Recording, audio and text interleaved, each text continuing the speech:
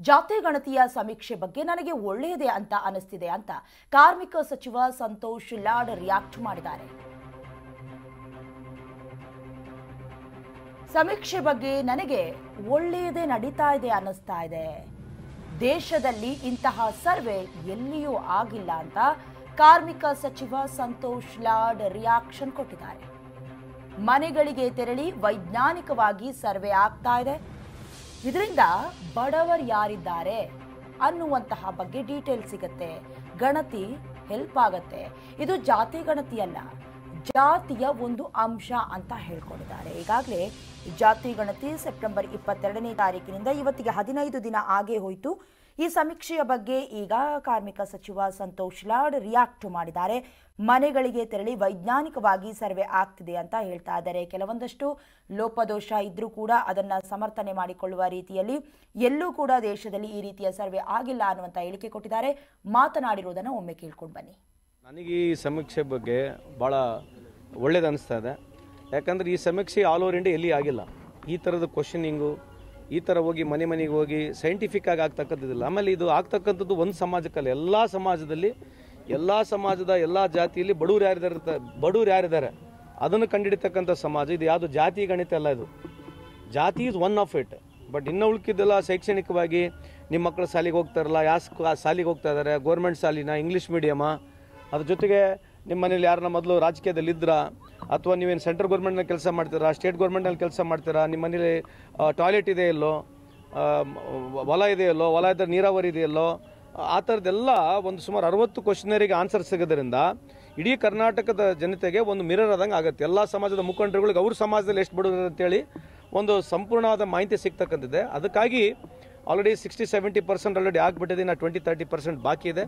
So ನಾನು ಸರ್ಕಾರಕ್ಕೆ, ಆಮೇಲೆ ಇಂಥ ಒಂದು ಏನು ಸಮೀಕ್ಷೆ ಮಾಡ್ತಕ್ಕಂಥ ನಮ್ಮೆಲ್ಲ ಅಧಿಕಾರಿಗಳೇನಿದ್ದಾರೆ, ಸುಮಾರು ಲಕ್ಷಾಂತರ ಕಾರ್ಯಕರ್ತರು, ವಿಶೇಷವಾಗಿ ಅಂಗನವಾಡಿಯವರು, ಆಮೇಲೆ ಆಶಾ ಕಾರ್ಯಕರ್ತರು, ಟೀಚರ್ಗಳು ಏನು ಕೆಲಸ ಮಾಡ್ತಿದ್ದಾರೆ ಅವ್ರಿಗೆ ನಾನು ಅಭಿನಂದಿಸಲಿಕ್ಕೆ ಇಚ್ಛೆ ಬಯಸ್ತೀನಿ.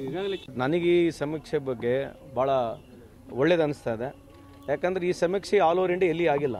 ಈ ಥರದ ಕ್ವಶನಿಂಗು ಈ ಥರ ಹೋಗಿ ಮನೆಗೆ ಹೋಗಿ ಸೈಂಟಿಫಿಕ್ ಆಗಿ ಆಗ್ತಕ್ಕಂಥದ್ದಿಲ್ಲ. ಆಮೇಲೆ ಇದು ಆಗ್ತಕ್ಕಂಥದ್ದು ಒಂದು ಸಮಾಜಕ್ಕಲ್ಲ, ಎಲ್ಲ ಸಮಾಜದಲ್ಲಿ, ಎಲ್ಲ ಸಮಾಜದ ಎಲ್ಲ ಜಾತಿ.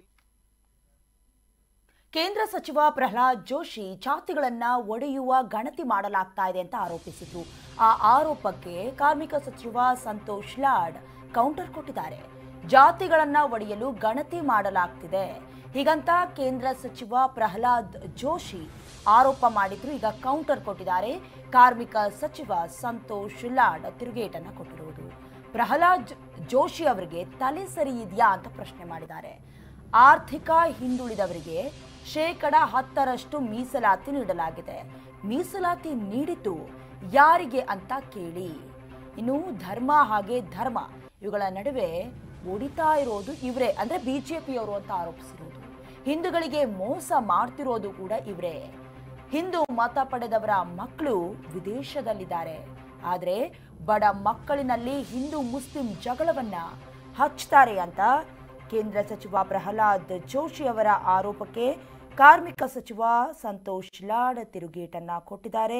ಮೀಸಲಾತಿ ನೀಡಿದ್ಯಾರು, ಧರ್ಮಗಳ ನಡುವೆ ಒಡಿತಾ ಇರುವಂತಹ ಕೆಲಸ ಮಾಡ್ತಾ ಇರೋದು ಯಾರು, ಜೊತೆಗೆ ಹಿಂದೂಗಳಿಗೆ ಮೋಸ ಮಾಡ್ತಾ ಇರೋದು ಕೂಡ ಯಾರು ಅಂತ ಪ್ರಶ್ನೆಯನ್ನ ಮಾಡೋದ್ರ ಮೂಲಕ ತಿವಿದಿದ್ದಾರೆ. ಜಾತಿಗಳನ್ನ ಒಡೆಯುವ ಪ್ರಯತ್ನ ಮಾಡ್ತಾ ಇರೋದು ನಾವಲ್ಲ ಅಂತ ಸಮರ್ಥನೆ ಮಾಡಿಕೊಂಡಿದ್ದಾರೆ ಕಾರ್ಮಿಕ ಸಚಿವ ಸಂತೋಷ್ ಲಾಡ್.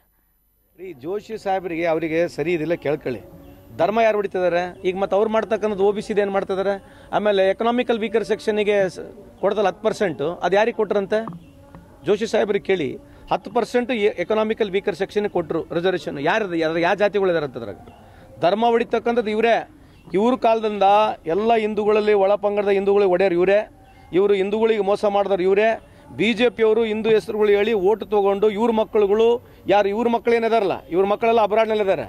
ಬಡವರು ಇರ್ತಕ್ಕಂಥ ಹಿಂದೂ ಮಕ್ಕಳಿಗೆ ರೋಡ್ನಲ್ಲಿ ಹಿಂದೂ ಮುಸ್ಲಿಂ ವಿರುದ್ಧ ಜಗಳ ಮಾಡಿಸಿ ಇವ್ರು ಲಾಭ ಪಡಿತಕ್ಕಂಥ ಬಿಟ್ಟರೆ ಇನ್ನೇನು ಇವರು 10 ವರ್ಷದಲ್ಲಿ ಯಾವ ಹಿಂದೂಗಳಿಗೆ ಲಾಭ ಆಗಿದೆ ಹೇಳ್ಬಿಡಿ ನೋಡೋಣ. ಈ ಹಿಂದೂಗಳು ಅಗಲ ಪರ ಮಾತನಾಡ್ತಾರಲ್ಲ BJPಯವರು, ಯಾವ ಹಿಂದೂಗಳಿಗೆ ಲಾಭ ಆಗಿದೆ ಅದ್ರ ಬಗ್ಗೆ ಚರ್ಚೆ ಮಾಡ್ಬೇಕು ಬೇಡ? ಚರ್ಚೆ ಮಾಡ್ಬೇಕು ಬೇಡ್ರಿ? ಮತ್ತೆ ಮಾಡಕ್ಕೆ ಹೇಳ್ರಿ, ಒಂದ್ಸಲ ಕರ್ಕೊಂಬಂದು ಚರ್ಚೆ ಮಾಡಿಸ್ರಿ. ಯಾವ ಹಿಂದೂಗಳಿಗೆ 10 ವರ್ಷದಲ್ಲಿ ಇಡೀ ಭಾರತ ದೇಶದಲ್ಲಿ ಎಷ್ಟು ಹಿಂದೂಗಳಿಗೆ ಅನುಕೂಲ ಆಗೈತೆ ಕೇಳೋಣ, ಮಾತ್ರ ಚರ್ಚೆ ಮಾಡ್ರಿ. ಇವ್ರ ಮಕ್ಕಳುಗಳಿಗೆ, ಈ BJPಯ ಮುಖಂಡರುಗಳಿಗೆ ಇವ್ರ ಮಕ್ಕಳುಗಳಿಗೆ ಅಬ್ರಾಡ್ನಾಗ ಓದಿಸ್ತಾರೆ, ಸ್ಟ್ಯಾನ್ಫರ್ಡ್ ಯೂನಿವರ್ಸಿಟಿಗೆ ಓದಿಸ್ತಾರೆ, ಕೇಂಬ್ರಿಡ್ಜ್ ಯೂನಿವರ್ಸಿಟಿಯಲ್ಲಿ ಓದಿಸ್ತಾರೆ. ಇಂಥ ಯೂನಿವರ್ಸಿಟಿಗಳು ಇವ್ರ ಮಕ್ಕಳು ಓದ್ತಾರೆ. ನಮ್ಮ ಮಕ್ಕಳು ಇಲ್ಲೇ ಪಾಟಿ ಚೀಲ ಹಾಕೊಂಡು ಇಲ್ಲೇ ಹಿಡ್ಕೊಂಡು ಇಲ್ಲೇ ಧರ್ಮ ಅಂತ ಇವ್ರು ಗುದ್ದಾಡಬೇಕು. ಇವರು ಧರ್ಮದ ಹೆಸರ ಮೇಲೆ ಓಟ್ ತೊಗೊಂಡು ರೊಕ್ಕ ಮಾಡ್ಕೊಂಡು ಓಡೋಗ್ಬೇಕು ಅಷ್ಟೇ. ಈಗ ಎಷ್ಟು ಹಿಂದೂಗಳು ಈ ದೇಶ ಬಿಟ್ಟು ಹೋಗಿದಾರಂತೆ ಮಾಹಿತಿ ಇದೆ ಅಂತ ಜೋಶಿ ಸಾಹೇಬರಿಗೆ ಕೇಳ್ತೀರಾ? 25 ಲಕ್ಷ ಹಿಂದೂಗಳು ಈ ದೇಶವನ್ನು ಪಾಸ್ಪೋರ್ಟ್ ಬಿಟ್ಟು ಹೋಗಿದ್ದಾರೆ. ಇದ್ರ ಬಗ್ಗೆ ಯಾರು ಮಾತಾಡ್ಬೇಕು? ಮತ್ತೆ ಯಾಕೆ ಬಿಟ್ಟು ಹೋದ್ರು ಹಿಂದೂಗಳು? 25 ಲಕ್ಷ ಹಿಂದೂಗಳು ಈ ದೇಶದಲ್ಲಿ ಪಾಸ್ಪೋರ್ಟ್ನ ಸರೆಂಡರ್ ಮಾಡಿ ಹೋಗಿದ್ದಾರೆ. ಯಾಕೆ ಬಿಟ್ಟು ಹೋಗ್ತಾ ಇದ್ದಾರೆ ಹಿಂದೂಗಳು? ಮತ್ತೆ